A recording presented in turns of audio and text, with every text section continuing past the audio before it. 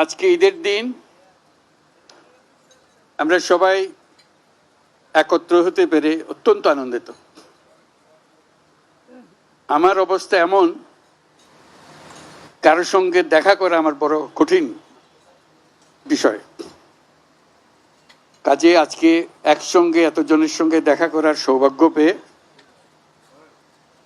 আমি অত্যন্ত কৃতজ্ঞ। আমরা আজকে ঈদের মহা উৎসব আমরা পালন করছি।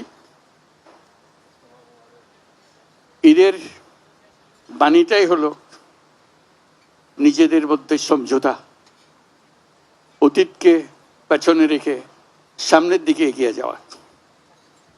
সমাজে এরকম যে একটা দিন আমরা স্থির করতে পেরেছি, আমাদের ধর্ম আমাদেরকে দিয়েছে, এটাই আমাদের জন্য একটা মস্ত বড় আশীর্বাদ। একটা দিন, এবং সেটা যেমন তেমন দিন না,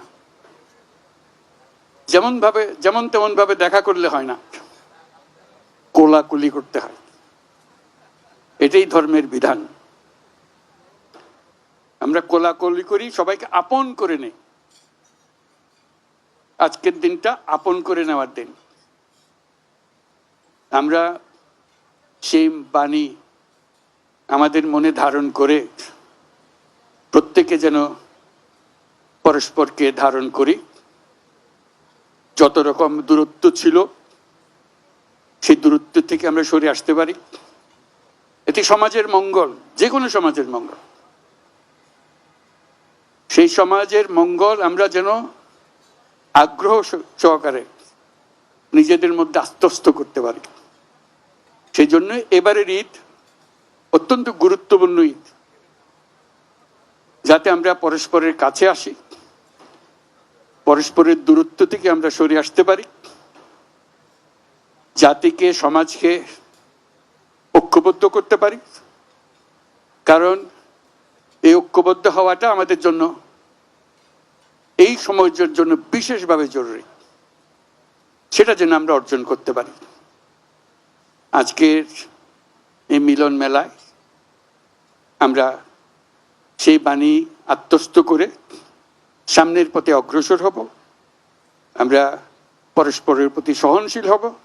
শুধু সহনশীল নয়, তার চাইতে বেশি আমরা পরস্পরের সাথে বন্ধুত্বপূর্ণ সম্পর্ক স্থাপন করব।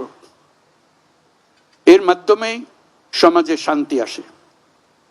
বাংলাদেশে শান্তি অত্যন্ত জরুরি। সে কথাটা যেন আমরা মনে রাখি, প্রতিদিন মনে রাখি। আজকের দিনটা আমরা প্রতিদিন স্মরণ করি। আমরা দেশে শান্তি চাই, যাতে মানুষ নিজ মনে নিজের আগ্রহে দিন চলতে পারে, কারো ভয়ে কোনো ভয়ে ভীত হয়ে তাকে চলতে না হয়। আমরা সবাই সবার মঙ্গল কামনা করি। জাতির জন্য শান্তি চাই এবং পৃথিবীর জন্য শান্তি চাই। আমরা সারা পৃথিবীর জন্য আমরা শান্তি চাই।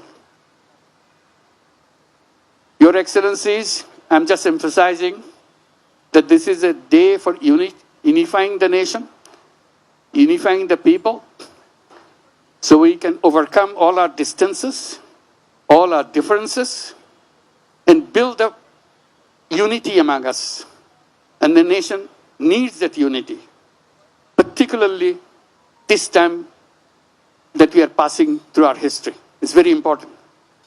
So I hope you will help us to build this unity and move forward. Bangladesh deserves more. Bangladesh has a future which has not been explored. We want to explore that. We want to make that future come true. So that's where it begins, unifying the nation, building the nation to move forward. Let's do that. Thank you very much for your patience. Eid Mubarak again. Thank you.